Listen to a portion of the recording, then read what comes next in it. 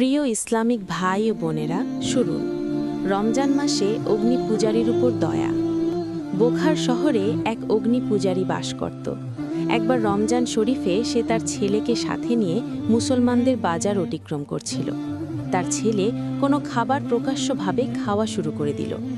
অগ্নি পূজারী যখন এটা দেখল, তখন সে তার ছেলেকে একটা থাপ্পড় দিল আর কঠোরভাবে শাসিয়ে দিয়ে বলল, রমজান মাসে মুসলমানদের বাজারে প্রকাশ্যভাবে খাবার খেতে তোমার লজ্জা হচ্ছে না?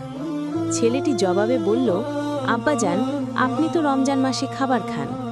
পিতা বলল, আমি গোপনে আমার ঘরে খাবার খাই, মুসলমানদের সামনে খাই না, আর এই বরকতময় মাসে এই অসম্মান করি না।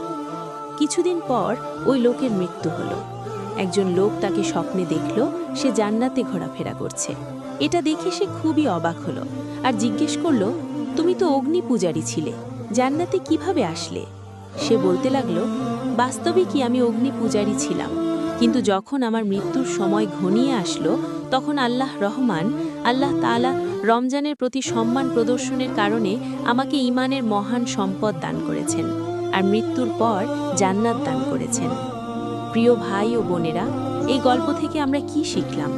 আমরা শিখলাম, রমজান শুধু রোজা রাখার মাস নয়, এটা সম্মান করার মাস। এই মাসের বরকত এমন যে সামান্য সম্মানও আল্লাহর কাছে অনেক বড় হয়ে যায়। যে ব্যক্তি নিজে